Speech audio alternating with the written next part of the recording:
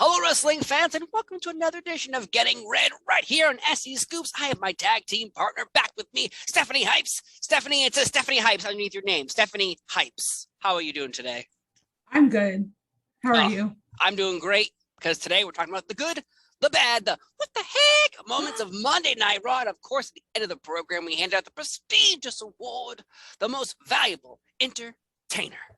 Yes. Let's start with the good of Monday Night Raw. This is the last Raw before WrestleMania Backlash on Peacock, Providence, Rhode Island, in the Dunkin' Donuts Center.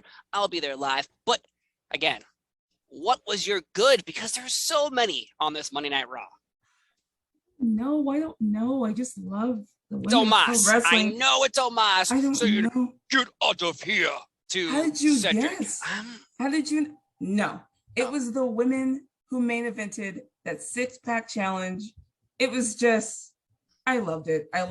I mean, they let Asuka shine, Liv shine, Rhea shine, Bianca, Becky, Sonya. It was just, I loved it. They all had great chemistry, which is entrances.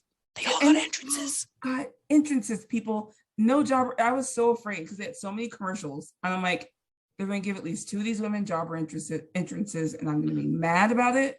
And I'm going to tweet my displeasure. But guess what? They did not. It was a great match. It has 3 different single feuds. It set up great mixed matching. A lot of these women have history between each other, kayfabe, and non-kayfabe.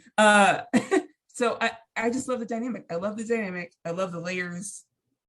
Raw is just killing it with the women. You're so right about that too. The 3, and these actually are 3 rivalries people are actually caring about. It's not like it's like, I don't want to put anyone down or anything, but if like Dana Brooke and Tamina were in this match on opposite sides versus Asuka and Becky Lynch, people who would have soured on this match be like, that's the main event and they're in the main event. But yet they still have a storyline too, so another women's storyline, so good for them. But yeah, I also agree that I was getting nervous. I was thinking, here was Becky Lynch. Here's her entrance because she's the star. We're going to go to commercial. We're going to come back, and Asuka will be like midway coming down. I know. Because I knew Bianca would get an entrance, but I was waiting for after commercial. But no, we actually got everyone.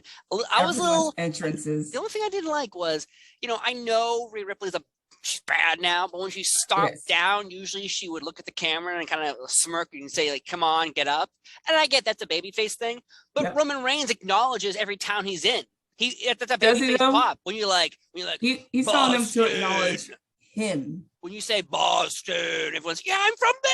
That's where I'm from. Acknowledge me. And we're like, he said my town. I get what you're saying, but think about it. So Rhea comes out now, she does her stomp, and now it's like this cocky.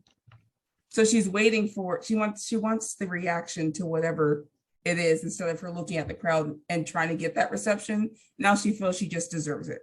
I had Shayna Baszler feelings, and that's not a good feeling to have. Oh, what's that mean? That means that Shayna Baszler once had like this dynamic character, and then they stripped everything from her. And so when she walks down, I have no feelings. She walks down, mean, give her the camera, That's what Rhea Ripley was doing tonight, and I don't have that feeling yet. Because she still has her gear, she has her makeup, her entrance, her little firework thing when she stomps a spider on the ground. So I'm happy, but I was a little nervous. That's how I stomp out spiders. Well, you gotta, and the pyre goes off.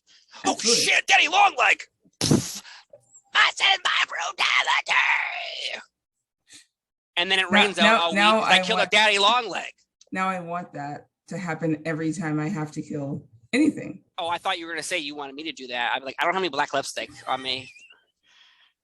I apologize. You have the pyro, but not the black lipstick. Yeah, there's a pyro budget, not a makeup budget here at SE Scoops. Come on. Come on. Let's move on. You can borrow my black lipstick. It's fine. Thank you. I'll grab it through the camera. Wait a minute. That's not possible yet. Send it to Boston, USPS. Please. It's 123 Fake Street. Good? The good, of course. I have the shirt over there. I'm not going to run over and get it, but it's over there. Way over there is Chad Gable picked up a win. He picked up a win with Kevin Owens in the match. Yep. Like, I'm thinking Kevin Owens really needs this W. And no, they gave it to Chad Gable, and I was shocked because, as you know, I have Alpha Academy tattooed on my body, which is not safe for TV. We get booted off YouTube instantly. But yes, it's there. And unfortunately, they've been on kind of a losing streak. And I'm thinking nobody cares about tag teams in the WWE. So it's going to be they're going to lose. Chad Gable is going to lose. But maybe they're trying to keep him strong for this. Gable Steveson has the most impossible last name to say. But yet, even Ezekiel was there. And like, it's so, I was just shocked. That was my good. Chad Speaking Gable of, where is Gable Steveson? He showed up on WrestleMania, and then he just isn't there. Well, they're going to show you that WrestleMania clip to remind you of don't you worry when he comes back. Don't you worry. Let's move on, though, to the bad of Monday Night Raw. What was your bad? And I have a feeling I can guess it. It's really it should be your good, but whatever. What are we doing with Omos? What is this? He's the scary big man. Yeah. You know what? No. I'm switching it up. That wasn't even my bad. I'm switching it up. This is what he looks like. It's just, hold on. This is my tape. And he just sat there the whole time.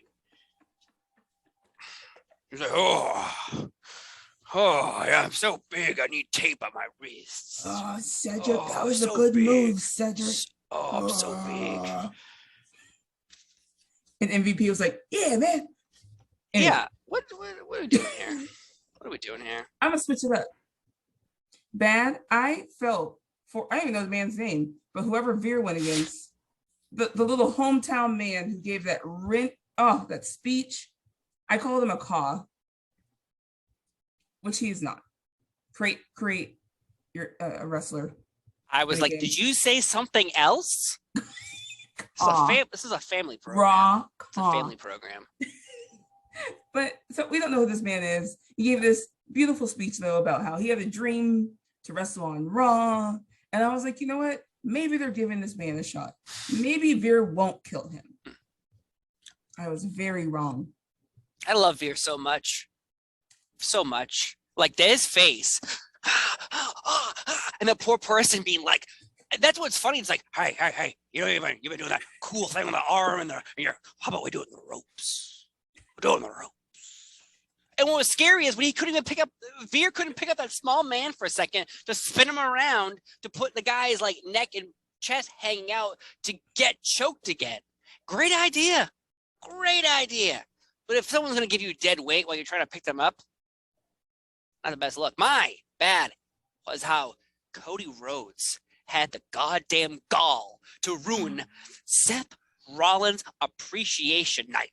Great. It was a video package about the play on the Tron. We were all going to see the memories of the Shield. And then everyone would tweet about John Moxley saying we want him back. And then other people would say, no, we don't, shut up. And then we'd see memories of him being world champion with the Authority. He's a 13-time WWE world champion. Shut up.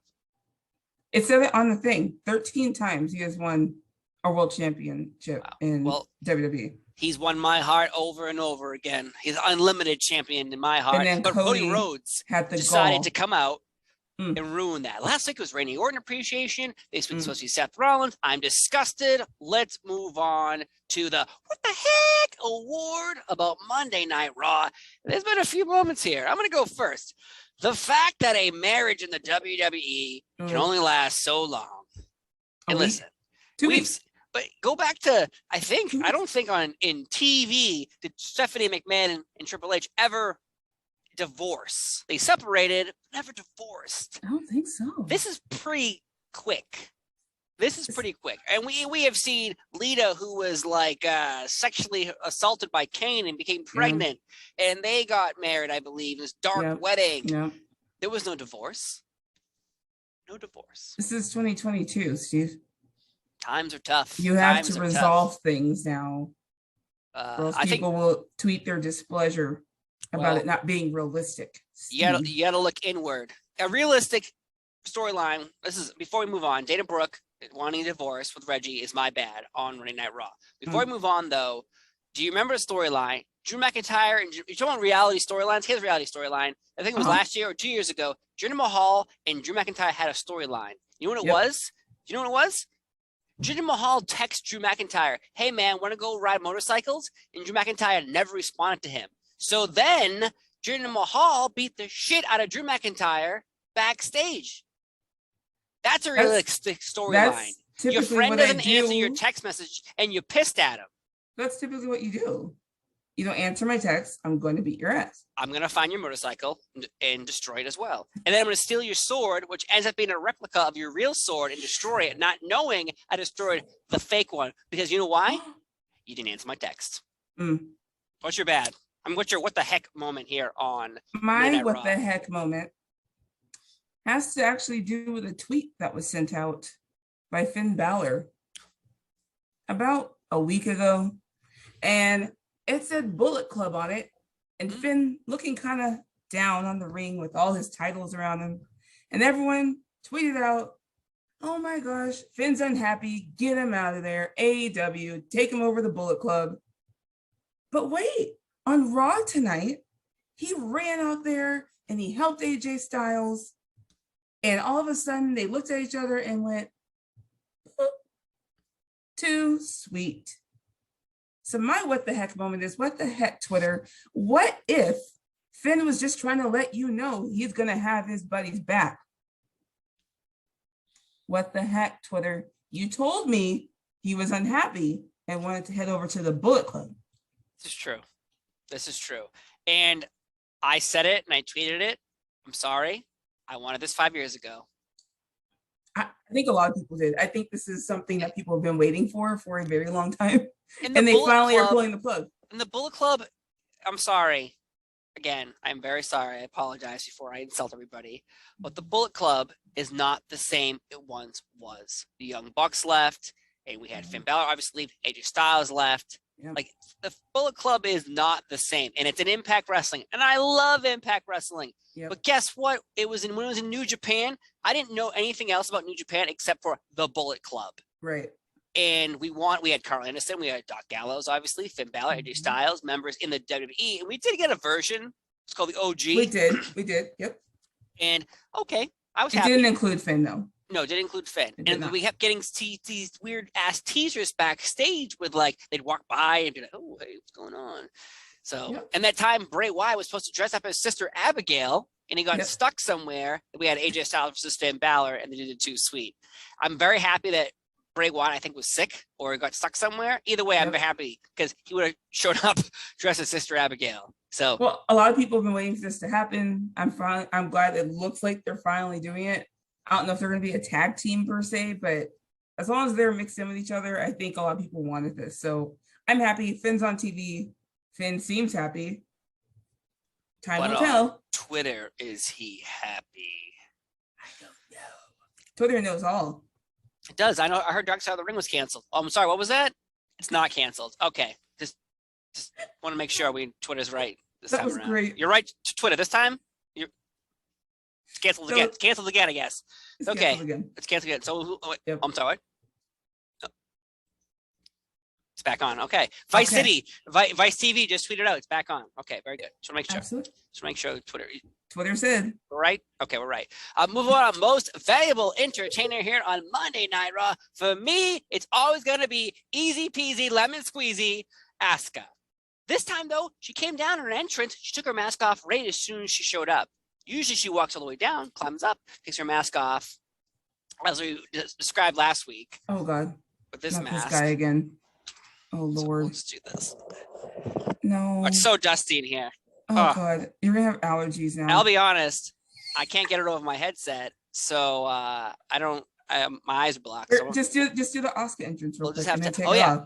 Let me be just seductive, too. The time is gone. So there you go. That's my sexy Asuka entrance. I'm going to get fired from SE Scoops. I can feel it. Anyways, yes, she's mine because she's always entertaining, never a bad performer, always delivers no matter what she does. So, and there was a lot of players tonight. Like Edge and Damian Priest, I thought did a good job too. But I think Asuka to me main And event. she looks so smooth in the ring. That was the first time she had wrestled since she's been back. Well, she just came back, but in a long time, it's the first time we've seen her in the ring, and she has not missed a step. There was no ring rust. Like, she was really smooth. I think I actually tweeted that. She looked great. Everyone looked good in that match. I thought it was great. But yeah, she's definitely my Teddy Long. Mine Asuka is dance. kind of I guess a combination of Asuka and Liv. I don't know if you saw that move, but that was smooth. So Asuka did her butt bump, as I like to call it, knocked Sonya out of the ring, and it was just timed so perfectly that Liv dropped her to the knees, and it was a thing of beauty. A thing of beauty. I picked Liv. Liv really shined in this match. She got the pin. I think she needed that pin. She had been 100%. kind of taking some L's along the way. So I think she needed that. She needed that. But I think she shined tonight. She really did. I'm glad that someone realized that. Like, people always crap on WWE, but it's like, you know, they are executing things properly constantly. It's just sometimes in between you don't like what happens, so you harp on that part of it. Versus a 3-hour show is not going to cater to everybody. It's not even that. You have to think. I think about it this way. It's a 3-hour show weekly, every day of the every year. Every Monday of the year, they have to execute a perfect show for everybody. 3 hours. I can guarantee you, people, not every show is going to be a hit. All right. They don't have, it's not like a normal TV show where they can direct it and reshoot it. And hey, I don't like this scene. Let's do this differently. Like, it can't. It is live. They are performing in front of you right then and there. You have to cut these people some slack. And that goes for all the companies. All right. They're trying to entertain you weekly, every day of the year. So enjoy things, don't enjoy things, but let's just keep it in perspective, please. Hell yeah. I love it. Let's do that. Let's do it. Gotta give this show either a thumbs up, thumbs down, and a thumbs in the middle. Sometimes you go between, but you know. So we put our thumbs up. And of course, I think we can feel it in our guts. But we have to count down with everybody else. Put your fists to the screen, your cell phones, wherever you are. In 3, in 2, in 1. Get that thumb ready. Yeah. That's right. You gotta give it to it. Got a 3-on-3 main event, all women, all storylines. The continuation of the Bloodline and the Drew McIntyre storyline carried over from SmackDown. Doudrop assisting Nikki ASH in the transformation. Back. My girl Doudrop's back. Hey, they must have realized we need some more tag teams. So finally, something to do. Shocker. And I love Doudrop. I love Nikki. So I think Nikki might be changing though, because Doudrop said, "Are you done with this? Are you ready to be serious now?"